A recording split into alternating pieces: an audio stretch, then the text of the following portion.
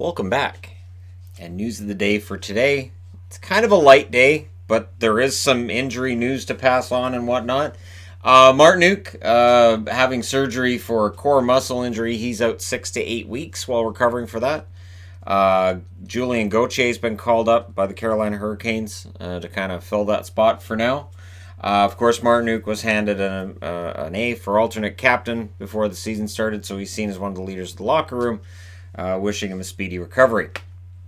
The LA Kings are in the news for a couple reasons this morning. First off, the Kings have given up at least 7 goals in 3 of Quick's last 6 starts dating back to last year. That's from LA Kings Insider. Now, Drew Doughty's also making some news today. That'll be a surprise, won't it? His quote is this: "A team like that should not be beating a team like ours 8-2. There's absolutely no way." Mr. Doughty, there is a way because they did it. And also, in 2018-2019, the season we finished back in April, the Canucks had 81 points on the season and the Kings had 71. I think that win over Calgary must have had them thinking they were tremendously awesome, and the Canucks being 0-2 meant the Canucks were crap. And the truth is, we're still very early in the season, but the Canucks were the better team between the two of them last year. And the Canucks beat them 3 out of 4 times last year. So, yes, a team like that does beat a team like theirs. 8-2 is embarrassing. Get the defense straightened out.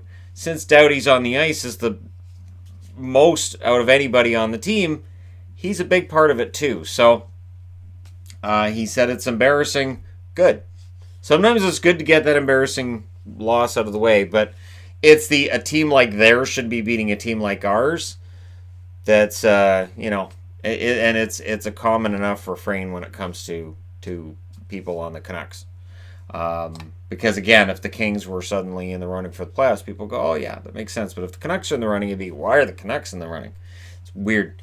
Moving along, Brayden Point returns tonight versus the Toronto Maple Leafs. Brayden Point is in all honesty one of the best players in the league, and Tampa has missed him. So him being back, as long as he is 100%, that's good news. He only missed 3 games. So all of this, he won't be back till late October. No, he's back. Julius Honka, remember him, right? He's the only RFA left. Well, he signed in Liga.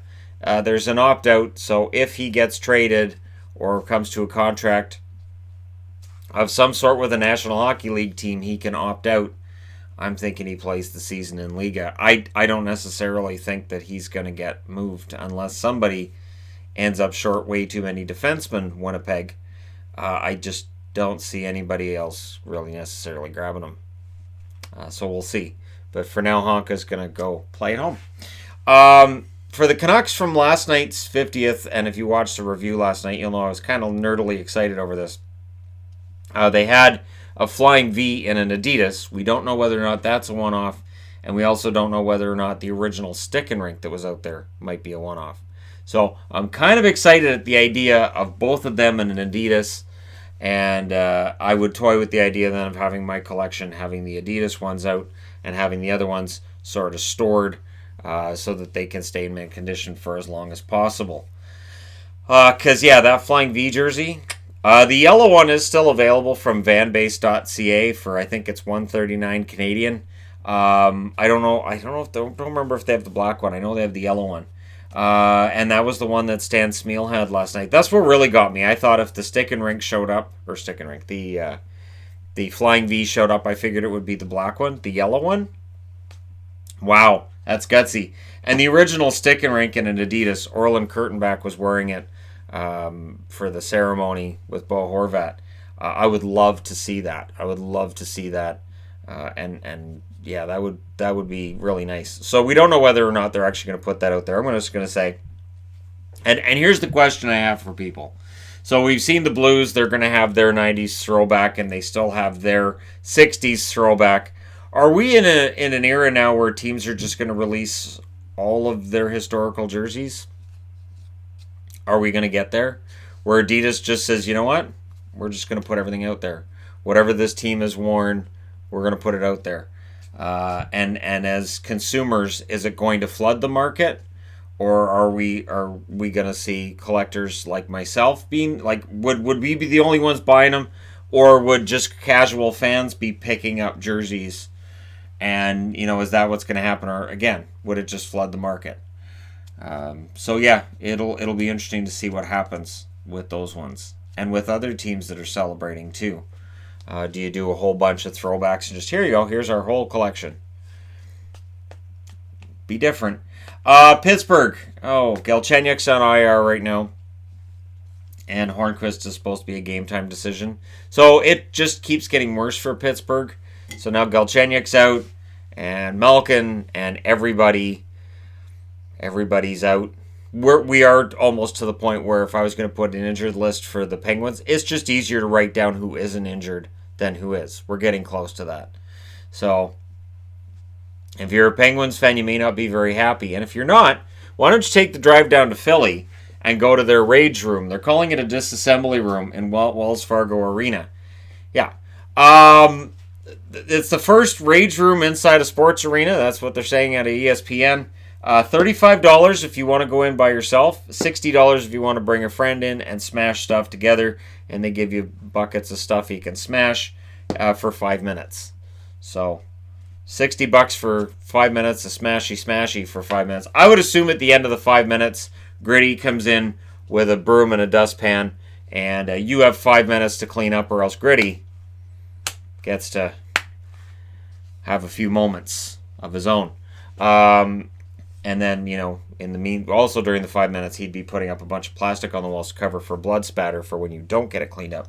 But this, all joking aside for a moment here, it's an interesting idea. And I say only joking aside for a moment because when I saw Rage Room, I thought most fan man caves or living rooms during a hockey game can become a Rage Room. It is very easy, especially during the playoffs, for a Rage Room to take place. There have been times where I've watched hockey where I haven't smashed a bunch of stuff, but it sounded like a Rage Room. Where a team that I'm cheering for suddenly just has a complete meltdown, or there's some penalty that's called that just absolutely changes the flow of the game, and it's just, from there on it's downhill. Rage Rooms, this could be popular. Let me know if you guys think this is something that could work out well. Is it just going to be Gritty in there smashing stuff? Would people pay to watch Gritty smash stuff? Like, could he be like a mascot version of Gallagher? Like, what are we? I'm not talking about Brendan Gallagher. If you don't get that reference, I'm not going to explain it. But yeah, where are we at with this? It's an interesting idea, and if they make a lot of money off of it, it's coming soon to an arena near you. So yeah, that'll be interesting to see how that turns out. But also let me know when it comes to these throwbacks. So, like I said, the Canucks, if they do Flying V, original stick and rink, it's not just thirds anymore. You have your thirds, your throwbacks, your winter classics. It just feels like Adidas now is just putting everything out there, and I kind of feel like they're flooding the market. So do you think that they're making it so that people are less likely to buy, more likely to buy, or does this hurt sales of regular home and away jerseys because everybody wants the specialty jerseys?